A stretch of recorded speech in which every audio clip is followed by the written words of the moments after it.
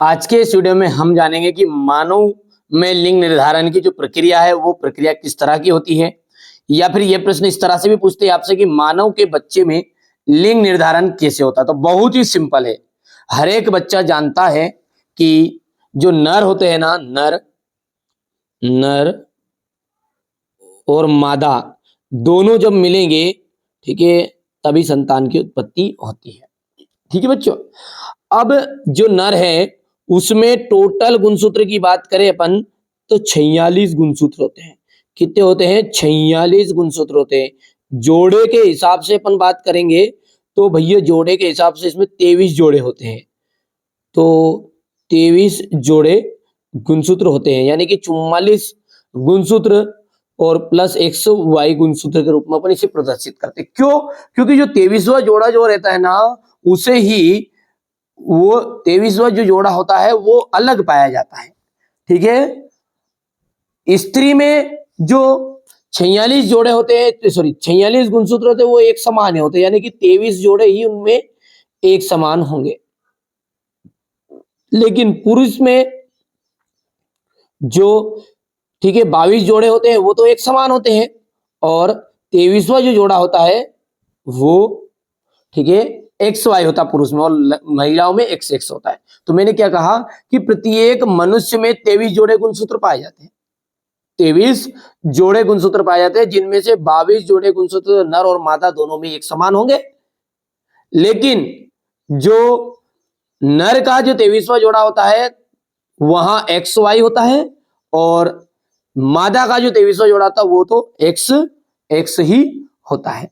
और ये जो XY है, 23वां गुणसूत्र जो है या 23वां जोड़ा जो है वो नर में तो XY है और मादा में XX ही रहेगा। और ये जो नर का XY गुणसूत्र है ना, यही लिंग निर्धारण में महत्वपूर्ण भूमिका निभाता है।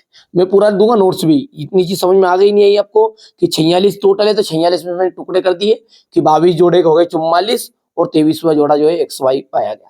और मादा में 22 जोड़े हो गए 22 जोड़े हो गए 44, और 23वां हो गया XX।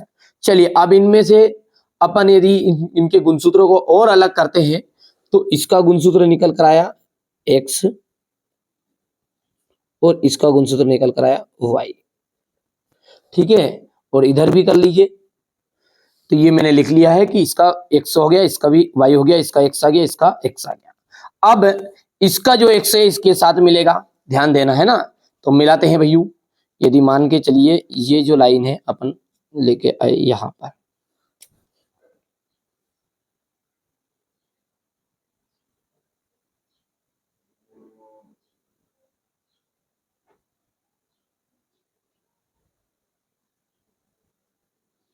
ठीक है,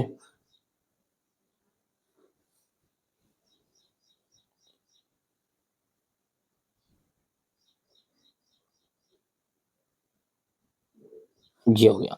ये कौन बना? X और X बना। ठीक है, अभी एक और रहा, ये X रहा और इसका X रहेगा। ठीक है, तो अपन इसको यदि करेंगे तो इस तरीके से भी कर सकते हैं, यहाँ पे लेके आ जाओ या यहीं पे लेके चले जाओ, बात बराबरी की दरी कर लो, है ना, उससे कोई दिक्कत नहीं है। ठीक है, तो यदि मान के चलिए इसको, इसका जो X है ये यहाँ पर है, इसको यहीं पे लेकर जाओ, है ना। तो अपन ऐसा करते हैं, इसको यहाँ पर लेकर जाते हैं।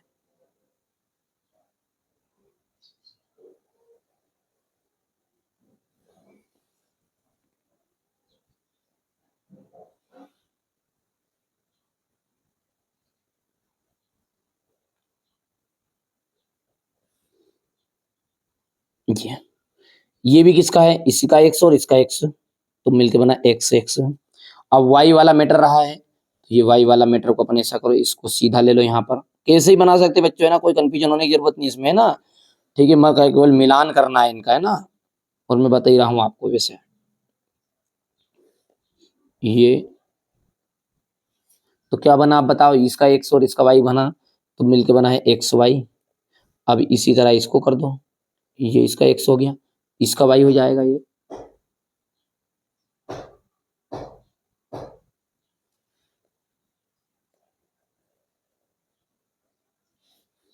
तो क्या बन गया? ये XY।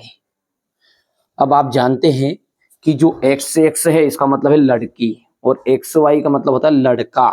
ठीक है, तो यहां पर जो संतान उत्पन्न हुई, यदि नर का x वाला मादा के x के साथ क्रिया की तो क्या हुआ, उत्पन्न पुत्री हुई। जो संतान उत्पन्न हुई उसे अपन ने कहा पुत्री, जिन्हें लड़की पैदा हुई।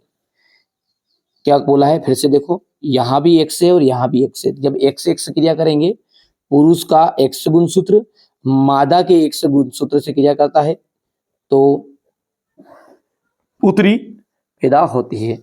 और यदि नर का y गुणसूत्र है, मादा के पास तो x है ही सही, इसका y मिल गया तो बन गया xy, और xy होता है पुत्र।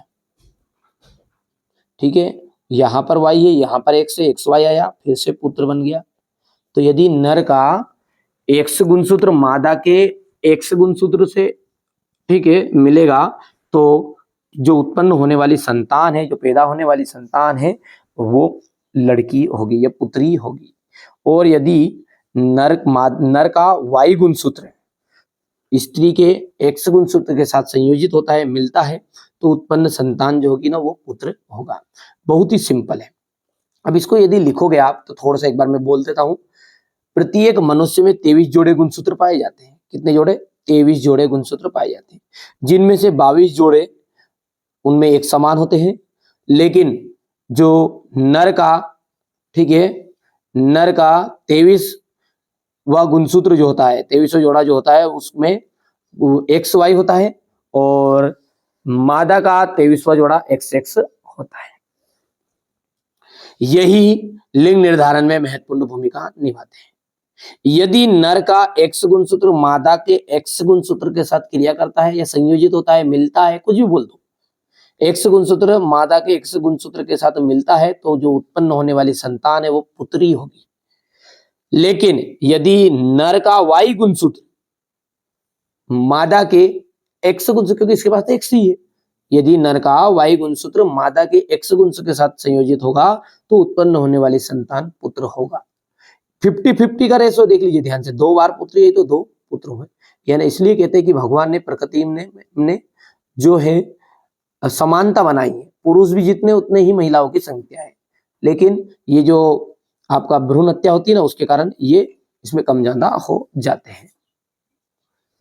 तो यही क्या है, आपका लिंग निर्धारण की प्रक्रिया है। तो ये आप यहाँ से इसको लिख सकते हैं आराम से ना। ये इतना नोट्स आप तैयार करना है, और इसके बाद में ये चित्र है ये, ठीक है, अच्छे से तैयारी करना। जो चीजें मैंने बोल के बताई वही आपको बताइए।